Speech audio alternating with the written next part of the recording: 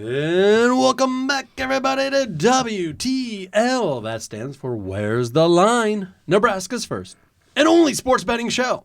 I'm your host, Andy Klassen, and I'm joined by J.O. J.O., the nickname that just, it's going to catch fire. I know it is. Jeremy Odom, local sports writer, stand-up comedian. I mean, you do just about everything in the media, the entertainment world. I'm trying to just entertain the masses, get some laughs going, get the conversations going. I mean, really, that's what it's all about. Yes, that is. And we've said it before on this show, nothing brings guys together more than football, TV, and betting the football you're watching on TV. 100%. I mean, throw a little booze in there, some beer in there, whatever you want to do. That could help it along. But, yeah, I mean, you can't beat it.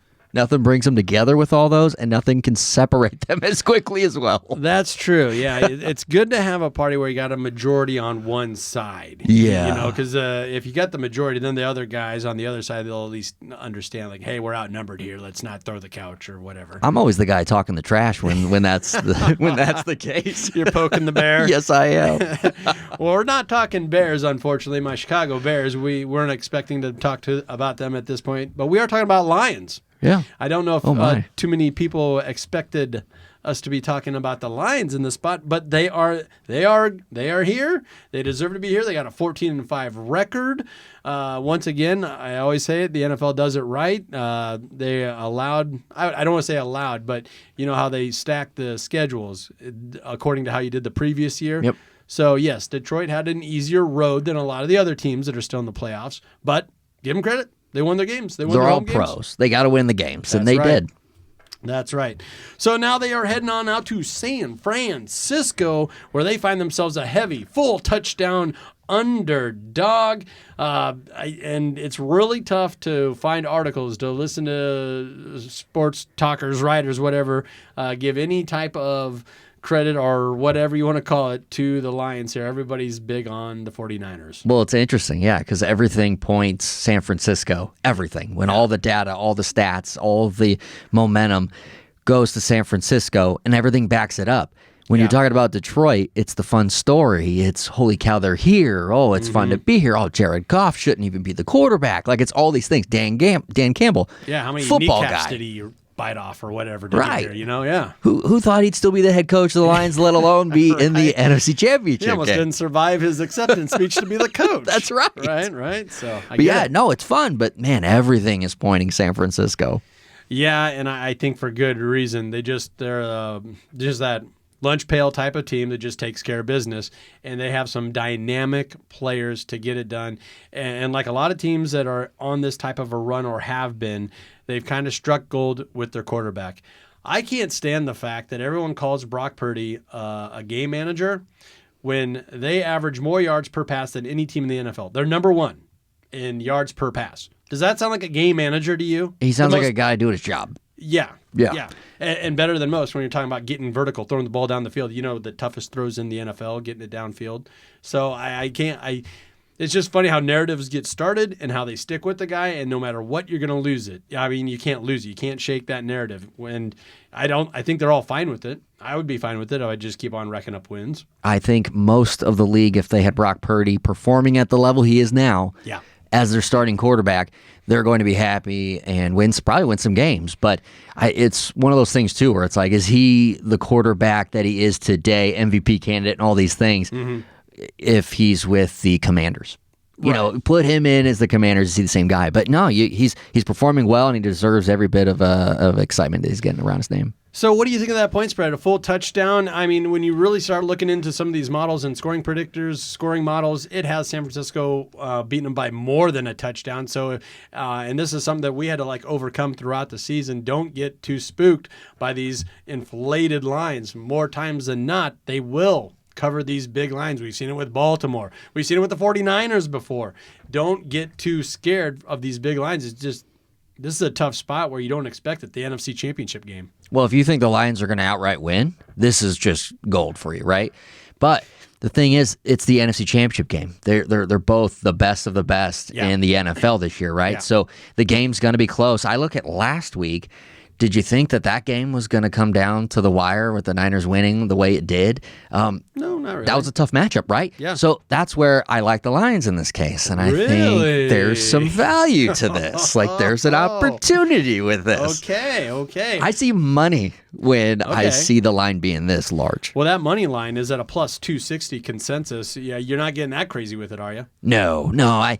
I don't know. I love them covering. Yeah. I don't know if I like them outright winning yet. I think they could, but Sure. am I going to put money down for it? I like them covering though. That 7. Anything can happen. A stat that a number that came out earlier in the week. You know that the total opened up at 51, then it dipped all the way down to 50 midweek. Now it's back up to 52. I think we're getting more and more accurate weather reports, and it's going to be good weather, so people are poo-pooing all the golf and outdoor. He's from Northern California. Yeah. He's from Northern California. He's played most of his ball throughout his life outdoors. He's going to have a lot of family there. I mean, this is a guy who has played football in this weather. I don't know. I think that's one of those stats where you're digging too deep there, and I don't know if you're getting good stuff there. So I kind of like I like the idea of Goff being able to perform here. I'm not putting too much stock into him falling off a ledge here because it's outdoors is where I'm going with that. But with that being said, do you like the over here? Do you think this offense can actually move the ball, score the ball against this defense of the 49ers? I personally feel like we're going to hit an under.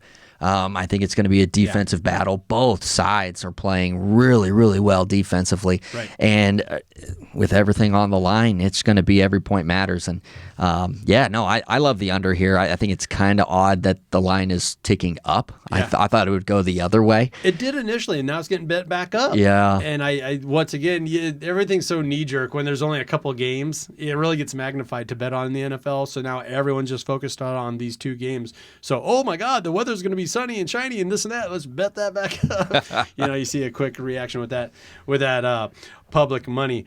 Another point that you were kind of alluding to there. If Detroit wants to win this game, it has to be ugly. I don't think they can get in a shootout. I don't think they want to get in a shootout. They have 2 really good, capable running backs. I think they're going to have to lean on that.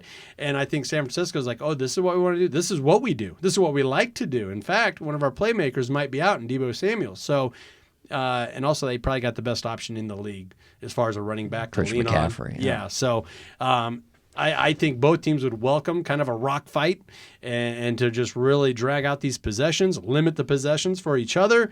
And if that happens, I'm smacking the under. I think this is going to get bet back down. That's exactly what you just said, where you're playing into the 49ers strategy. Mm-hmm. That's Dan Campbell, man. He loves football. We'll rip his other kneecap. He'll play your strategy, and he'll beat you at the line of scrimmage. And I love that about him. Yeah. I'm shocked that he's taking a team to the NFC Championship and maybe even the Super Bowl with it. He's one game away. It's going to come down to the running game. But, yeah, the Niners, man, they've got the best in the game at that position. So, yeah. That's where, are they going to have to use them a little bit all around the field with the passing game? I mean, he had 30 yards receiving last week. I don't know. I think definitely it's going to come down to that running attack. Yeah, I do too. So with that in mind, we're kind of measuring up how we think these 2 teams are going to attack each other. And Deebo Samuel has been moved up to questionable. And all signs are pointing that he is going to play. I don't know if he's going to be 100%, but who is 100% in the NFL at this point in time? I get that. I do think he will play.